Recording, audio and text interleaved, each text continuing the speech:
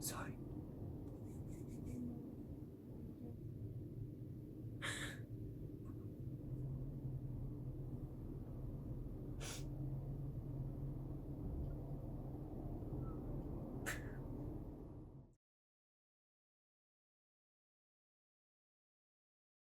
Hello, you guys. Oh my goodness. I feel like I haven't filmed just like a sit down direct talk to you guys video in a really long time, and I'm happy to be here. I'm also kind of a little bit nervous to film this video. I haven't even told my mom what I'm filming. I'm getting out. I'm over- leaving. What are you filming? I'm filming the story of Gypsy's death. Whoa, that's a sad one. Yes, it's a heavy video, so I'm a little nervous. Ooh. Because I don't really talk about this much. I think I'll take my tea outside. Yeah, thanks, Mom. And I literally have to like go to like the Fox lot to like film for a TV show in a bit. So hopefully I don't cry too much and ruin my makeup. I probably just shouldn't have worn makeup for this video, but here we are. When I'm filming this, it's still May. When you're seeing this, it's most likely early June, but May 22nd will be the 5-year anniversary of Gypsy's passing. For those who don't know, Gypsy was my first guide dog. Gallop, who you all know and love,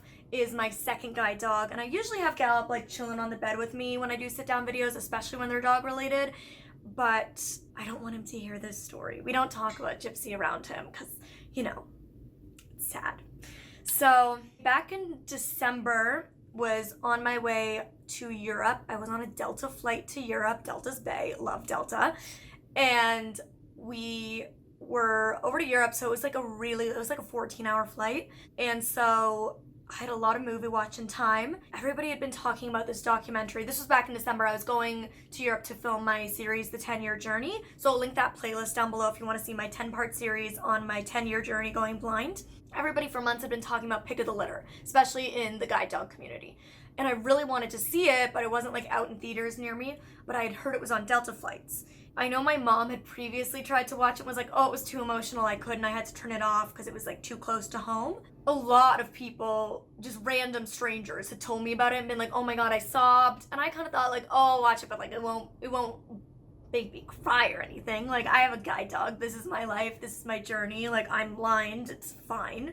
And I decided to watch it, and literally guys, within the first 5 minutes I was like streaming tears on the plane, crying so hard, because the documentary opened with a number of blind people discussing moments their guide dog saved their life, and it just hit home. July will be 12 years of being a guide dog user for me, which is insane. I can't believe it's been that long. August will be 5 years with Gallop. So I had about 2.5 months between Gypsy's passing and receiving Gallop. And watching this documentary really sparked me to want to talk about Gypsy's story and the importance of guide dogs, because I know I've done a lot of videos about guide dogs. I'll link my doggy vloggy playlist below as well, where I've done tons of videos about my dogs.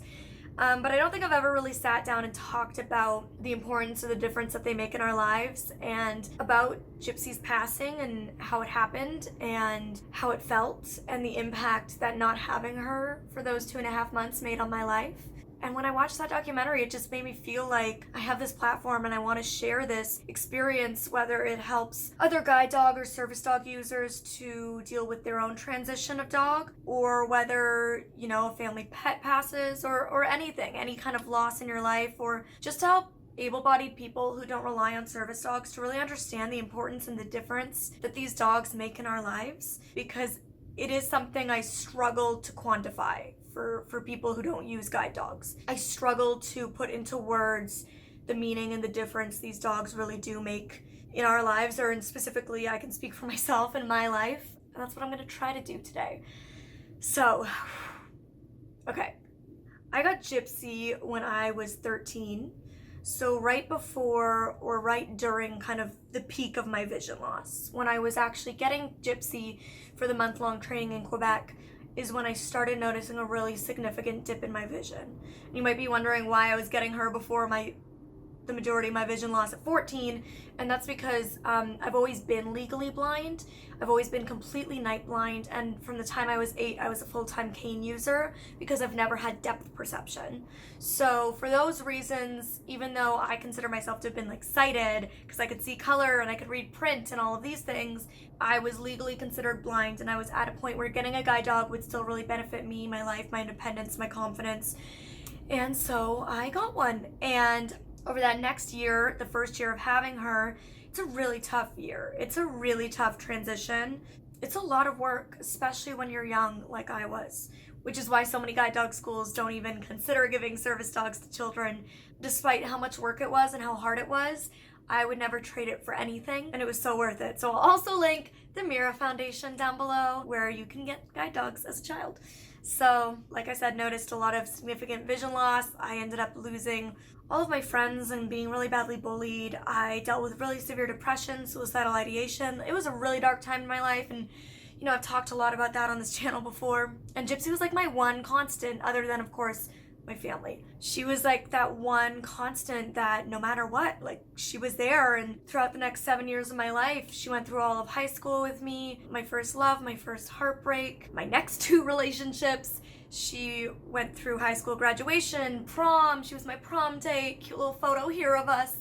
We moved out. I lived on my own downtown Toronto with her in our own bachelorette pad, just the 2 of us girls. For the next 2 years of my life, we toured the world together, launched my speaking career, bunch of photos here of our experiences, taken on the world together, and it was amazing.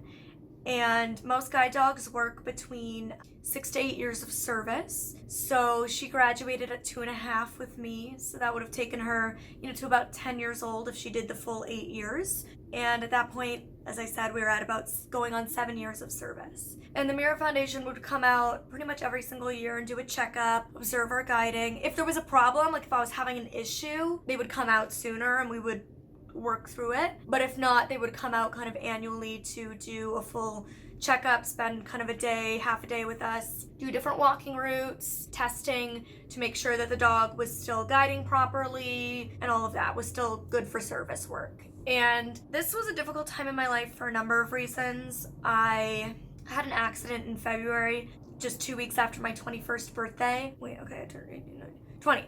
2 weeks after my 20th birthday, I had a really severe accident while I was working that caused severe damage to my neck. I was in like one of those foam neck braces. It was real cute. I took a 6-week medical leave from work, and at the end of my 6-week medical leave, I chose to leave my dream job, which was very difficult, and that's, a whole other situation. So I was already dealing with PTSD and the loss of my dream job, and it was difficult because my boyfriend at the time was also studying abroad in Europe for 6 months, so I was apart from the one kind of closest person in my life. I ended up having to move out of my downtown Toronto apartment and back in with my parents in the GTA, Greater Toronto area, or the suburbs of Toronto, for those who aren't familiar. Yeah, a lot in my life was changing, and once again, like Gypsy was this one constant feature that was there for me. I had never known love like I had for, it's starting. I had never known that love. Parents always talk about the love of a child is like no other love That was the love I had for her. And she was just I just was so grateful that I still had her. And so in April, I had my exam with her, and they approved her to work for 1 more year, which would have brought her to the typical kind of 8-year mark of service. And some dogs work for less than 6, some dogs work for more than 8. It's just a ballpark, it's just an average. But I was really excited that we were going to get to that kind of 8-year mark together. And she was 9.5. It was the beginning of May now, first week of May. And I was actually at this point still living in downtown Toronto. I moved back to my hometown with my parents 2 weeks later, so mid-May, and then she died May 22nd. So tough month. Quit my job that month. It was a lot. First week of May, I started noticing she was gassy. Now, Gypsy girl was a gassy puppy. When I got her, She had a lot of gas. It was gnarly. She like could clear a classroom. I'm not kidding. At one point my English class had to move classrooms because she had created such an explosion of scent in the room. Like, it was horrid. And so at a very young age, at 2.5, when I got her shortly after, I had to switch her to seniors food, which is typically for 7 and up, but she was on seniors food from the time she was very young because she just couldn't handle a lot of food. And so she started getting gassy again. So I was like, oh no, do we have to like switch her food? This puppyhood issue is coming back up again. And it's not something you want to smell, I tell you that. But you know, like, the gas doesn't seem like a huge deal. It's not like you're like, oh my God, rush my puppy to the emergency room, something's wrong. Like, it was fine. And she very much, like, when we would take her to the dog park, people would be like, oh, how old is she? And I'd say 9. They'd be like, oh, 9 months? Because she looked like a puppy till her dying day. She acted like a puppy. Like, there was nothing about this dog that screamed 9.5 years old. She was a little spring chicken till the last day. She started eating her food slower. And I thought, okay, maybe she's just kind of starting to do that grazing thing where they like eat periodically throughout the day instead of like eating their 2 meals separately.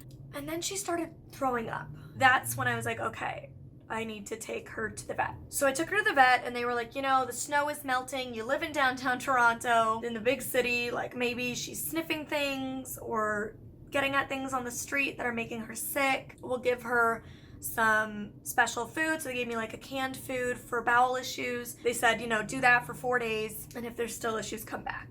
So I did that. She was seeming better, but still not fully there. And as soon as I started transitioning her back onto her normal food, she was vomiting a lot and still not seeming herself. And so I took her back, and at this point they did blood testing and they put her on a medicine that would heal her stomach. Which again, the medicine like seemed to help, but not really. The blood tests came back and everything was normal. She was fine. But like, mom intuition, I knew she wasn't fine. You know, I'm still living downtown. I still have to do work. It was my last speech that I did while working for this company before I left officially, and it was in Sudbury, which is, you know, you can drive there, but it's like, I don't know, like an 8-hour drive from Toronto. Working, you know, like, we definitely just took a flight, which is like an hour-long flight on like one of those little tiny miniature planes. Right before I was about to get on the plane, she threw up. I was like, oh no. Like, she hadn't thrown up for like a day or two, so I was like, oh, shoot. But usually once she got out of her system, she was okay. And I had no choice. The flight was like about to board. Like, I was like, oh my God, what do I do? So I just got on the flight. I knew it was only an hour and she was fine. You know, she kind of slowly ate her dinner that night. The next day, I got up, I did my speech, and while I was on stage, and she was on stage with me, she threw up again. And that for me was like the final straw. Like, I was like, no more. Like, I'm pushing my vet for answers. So as soon as I got back that next day from Sudbury, I immediately went to the vet and I was like, look, it's been like 2.5 weeks of this. We need answers. And so they did an ultrasound. And the ultrasound showed an obstruction in her bowels. At that point, they told me that it was most likely that she had eaten something that was too big to pass. The second option was like colitis for dogs, which seemed to make sense since, like I said, she grew up, like when she was little, she had such sensitive bowels that we had to put her on seniors food. So I was like, okay, that makes sense. And the third option that was least likely was cancer. And they said, you know, we'll have to do an exploratory surgery. But the vet wasn't going to be able to do it for a few days. I really didn't feel like the fact that she had eaten something that was stuck in her bowels was likely, because she was never that dog. Like, she was never the dog that like ate your socks or swallowed a toy, or like, she just didn't do that. But she was only like 25% lab. She was mostly Bernese Mountain Dog, and Bernese Mountain Dogs aren't really foodie. So it didn't seem like her. Like, why at 9.5 would she all of a sudden start like eating non-food related things? It just didn't seem reasonable. You know, I was hopeful because that would be the best case scenario. Colitis or Crohn's would be treatable, and like I said, it seemed reasonable to me. And then obviously like cancer, they're telling me it's not likely, and I just didn't want to let myself go there. I didn't want to think about it. Over the next few days, I was living back with my parents, and it took like a real turn for the worse. She was like sad, you know, like she was this dog that was known for wagging her tail nonstop. Like, it was problematic. Like, she would just never stop wagging her tail. People would just laugh at her because her tail was just like she was so silly. She was always happy. And I always say, like, I feel like she was sent to me to teach me how to be happy in the tough times, because no matter what it was, like, even if she was scared or sad, she was wagging her tail. Like, it was just silly. She would sleep while wagging her tail, like, ridiculous. And all of a sudden she just like wasn't really wagging her tail. She was like not eating at all, and we were giving her the canned food. She was like, you know, she would eat it, but like not like excited like she used to be. And when she was on walks, she was like really slow, eat a lot of grass, which they do when they're not feeling well. You know, she was still throwing up a lot. And every time she would get sick, and she wasn't pooping at all. You know, her last full day, it was getting really bad. She would just like cower, and she would put her head down. And every time she would get sick, she would almost look sad and like embarrassed and like apologetic. And I would just have to be like, it's okay. Like, it's fine. You know, like I would have to comfort her through it. Her stomach was starting to get like loud. Like you could just hear it rumbling, but not in like, oh, an I'm hungry way, in like a I'm sick. Like it was just like, it was just horrible sounds. I just called the vet. I was like, look, we need to get her in. Like, I'm not letting my dog suffer. Thankfully, the vet was like, okay, you know, I understand. They knew she's a guide dog. Like, they knew she's a working dog, and it's very important that I have my dog and that her health is of the utmost importance, because she has a job to do that's integral to my ease and success in life. And so she said she'd come in on her day off to do the surgery. And so that night, she had this pink donut bed. She loved that bed. She had it from the time she was a puppy. And I just like laid in the bed with her with my head on her stomach, which we used to lay like that all the time. And her stomach was just so loud. You know, I'd been praying and praying and praying every night that she would get better. And something just came over me that night. And I knew I needed to stop selfishly praying, and I needed to pray for what was best for her. So I just said, you know, just tomorrow, just let whatever is best happen. Whatever's meant to be for her. I took a sleeping pill that night because I wasn't able to sleep for like days. And I knew with the next day being her surgery, I like definitely wasn't gonna be able to sleep. So I took a sleeping pill. I do that like on very rare occasions, but when I do, you know, it makes you sleep very deeply. And I remember in my dream, like, this might be gross for some of you, sorry. There was like this really bad smell in my dream that was almost making me feel sick. And I woke up and she was sick in the corner of my room. And the smell was just not like normal sick. Like it was, just like a rancid smell. Infectious. I don't know, like it smelled so awful. And my mom came downstairs, and where I was, like my room was downstairs on the main floor. So she came downstairs and she helped me, and we sat with Gypsy. So I just went back to sleep, because I just couldn't be up, and I couldn't think about it. And my mom sat with her for the rest of the night. The next morning, my dad took her for a walk. You know, he told me he just like, after their walk, he just sat with her, thanked her for everything she had done for me, and let her know that I'd be okay if anything happened. Even though the vet was hopeful, I think we all like knew. So my dad stayed home from work. We all drove up together, and she sat in the back seat with me. And she had this one toy.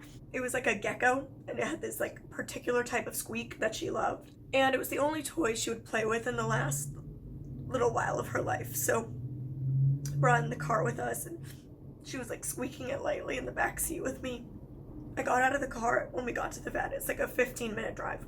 And I put her harness on, perfectly guided me to the vet. And that was the last time she ever had her harness on or guided me. I feel like I just wish I had like known that, so I could have really like cherished the experience of like feeling her guide me for the last time. Like I said, I really wasn't like letting myself think that, like I knew it was serious and there was something not good, but I didn't think this would be it, you know. They have a room at the vet that I guess I should have known when they like brought us into that room. So they brought us into the room, which is where you technically like say goodbye. Like in that room they have like information about like the urns and like, so I should have known. It's like where they put people when they're like saying goodbye before they put them to sleep and stuff. And it was just my mom, my dad, and Gypsy and I in there. And Gypsy was barking doing her like downward dog stretch and like jumping around, and it was like this last like spark of her. Like she just had this like burst of puppy energy again. I didn't cry, like I didn't really give her like a serious hug. Like I was just like, bye. Like I was kind of like playing with her, you know, like I didn't, again, like I just wasn't thinking that's the last time I'm gonna see her awake, but it was. And so when we were leaving, they said, if you don't hear from us for a long time, it's a good thing. So I went home, and obviously it's hard for me to like eat or do anything. And at this point, I'm also still dealing with like my PTSD and all of that. So I was like recovering, but I still wasn't in like a great place. I remember sitting in like my backyard. It was a beautiful day. Like it was bright, sunny, warm.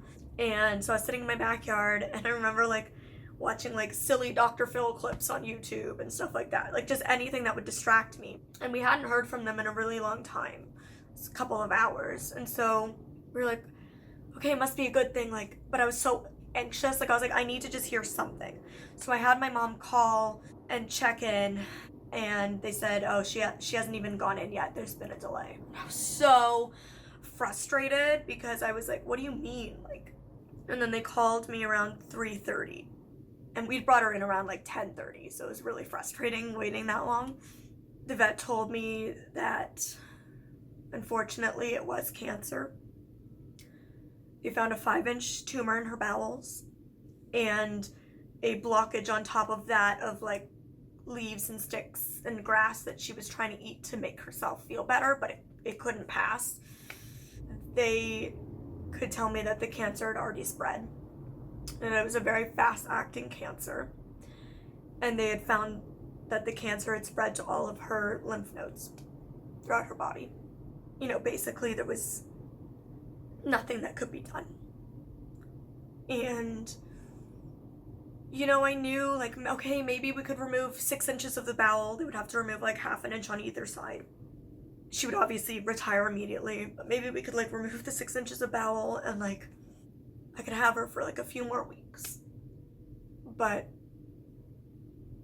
just like the night before when I'd stopped praying selfishly, like I knew that that thought was selfish, because in the 7 years I'd had her, she had never been so sad as she had in like the last 48 hours of her life. And I didn't want that Gypsy, because it wasn't her, I didn't want to make her live on this earth unhappy. As a family, we all decided it would just be best to keep her asleep. And I said to the vet, like, is there any way I can come and see her one more time to say an actual goodbye, since I hadn't really said that when she went in? And they were like, you know, we can't wake her from surgery. I said, like, is there any way you can just let me come say goodbye? Like, if I'm up there within half an hour, can I just say goodbye? You know, they said it's not something they would usually do, but they would let me. So we immediately jumped in the car, and we got to the vet, and obviously we're all an absolute mess. One by one, we each went in, and she was laying on a metal surgical table in a small room, and she had a big blanket over her whole body, right under her, like the armpit of her top leg. So it was just her front paws sticking out with her little white socks, and her head. She was laying on her side, and her mouth was open, and she had a big plastic tube down her throat that was breathing for her.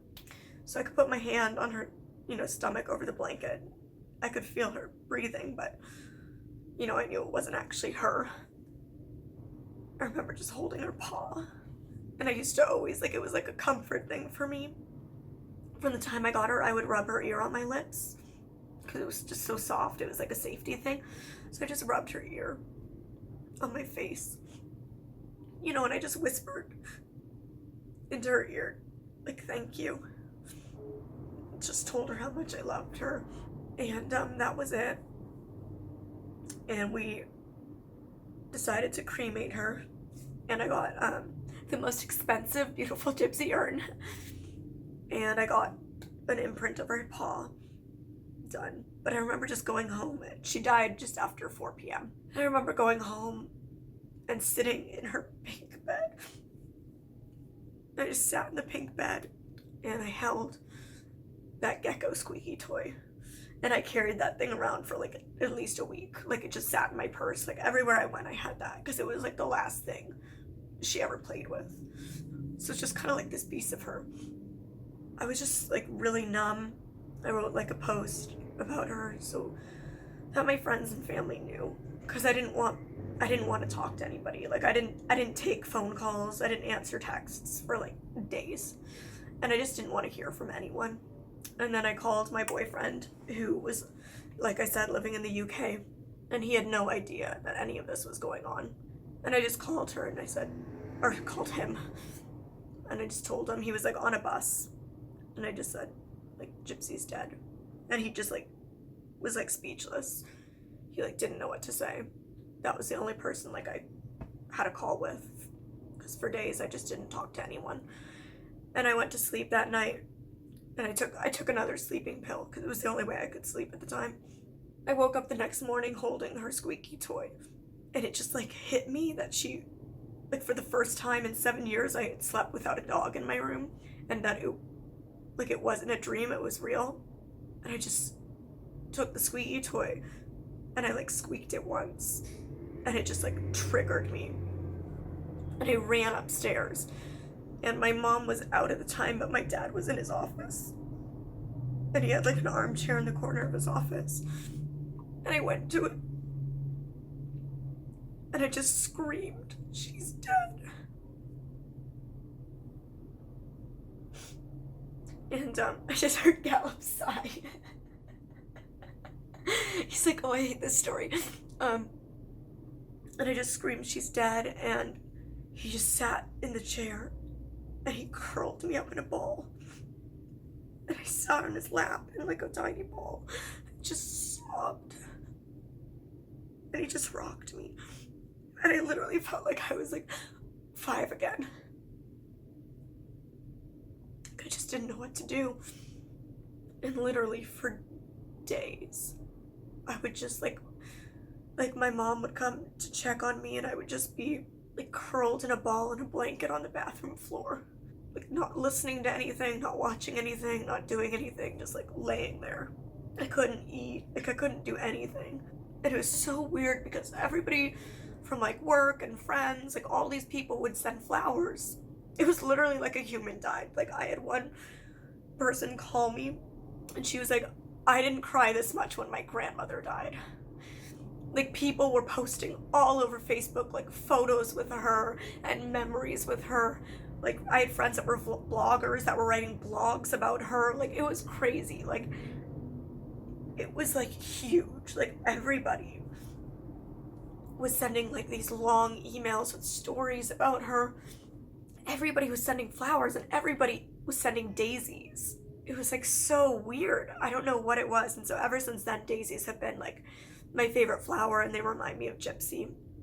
And then the week anniversary of her death, I went with my mom into Toronto where we had lived, and I went to her favorite dog park, and she had a favorite tree. And I went and I left some of the daisies, and I left that squeaky toy there. I like had to just say it, like just let it go and say goodbye and start to heal. But you know, for like 2 weeks after her death, like I wouldn't even touch my cane. If I went anywhere, I would only do sighted guide. Like I was like refused to use my cane. It took me a long time before I felt comfortable using my cane full time, for those 2.5 months before I got Gallup. Oh, and I had called the guide dog school, by the way. I called the guide dog school the day before. Every guide dog school is different. The guide dog school has to make the medical decisions. Some you get to make it. At the Mira Foundation, like, we get to make our own medical decisions. But I called them the day before and I was crying and I told them what was happening.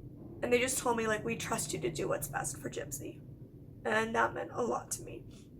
And so the next day after she died, that was the only other call I made. And my mom was like, "I can call if you want." And I was like, "I have to do this." Like, she was mine. So I called and I let them know, and I was sobbing. And they were like, "You know, do you want another dog?" And I said, "Yes, I do." And so they were able to fit me into their last slot in their August class, which I was very grateful for. And I was in some guide dog groups at the time on Facebook because, the struggle of getting your guide dog so young is none of your other blind friends have guide dogs. I was the first, and I was the first by many years. And so when my dog died, I was like the first of my guide dog using friends to have a guide dog die. So I couldn't relate to anybody. Like, there was nobody I felt I could talk to that truly understood what it was like to lose what felt like a limb to me, except these Facebook groups of guide dog users. And there was a lot of people who were on their 5th or 6th dog who gave me a lot of comfort at that time. When I had Gypsy, I'd used my cane for short periods of time, like if I'd gone on like a vacation and hadn't brought her, or, if I was going to a movie and decided not to bring her, whatever. But I hadn't used it for like as my daily tool all the time for like a really long time. In doing so, it really made me realize that I'm just always going to be a guide dog user no matter what. I just have to be. Like, there's some people who are always going to be cane users and they love it. There's some who are interchangeable. I'm a guide dog user through and through. With my cane, it changes everything. Like, I don't feel like I can navigate in the world or move as freely, as quickly, as confidently. I became like a different person. Like, I felt shy. I felt like I couldn't talk to new people. I felt like I wasn't me. Like, this huge part of my personality felt like it was gone too. It was a very strange feeling. I didn't feel confident or independent enough to like go out alone anymore. Like I said, I felt shy around new people. I felt insecure. It was a very strange feeling. I moved very slowly. I was like much more fearful of the world. It was really weird. And there's a lot more that went into my healing. My PTSD spiraled down really badly. My PTSD had obsessive compulsive symptoms as well, so I became extremely obsessive, specifically with dogs and service dogs. I just watched every documentary. I learned everything there was to know. I researched every school that existed, the whole history, like everything. I became obsessed with buying dog things, everything. And, I went on medication, anxiety medicine, which made a world of difference. Starting to eat again was a really big process. There was a lot that went into that summer. And honestly, like, it was the second worst year of my life. Like, it rivals the year I lost my vision in 2008. It was that difficult for me. Yeah, 2008 and 2014 are like by far the worst years of my life. I remember reading this story that was about how dogs, there was this little boy who his parents, they had to put their dog down, and his parents wanted him to see it because they wanted him to know about death and understand it. And the vet was like, "Are you sure you want him to see this?" And they're like, "Oh yeah." And he asked the boy, like, "Do you understand what's happening?" He said, "Yeah, he's going to heaven." And he said, "How do you feel about that?" He's like, "It's okay. Like, dogs don't live as long as people because dogs are here because dogs already know how to be happy and love everybody. And humans are still trying to learn, and that's why they have to live so long." And that was like really comforting to me. And I felt like that was exactly what she was there to do for me. And I realized, like, part of the struggle of becoming a guide dog user is knowing that you have to lose them and transition to a new one. And of course, transitioning to Gallup is a whole other story. I almost left without a guide dog.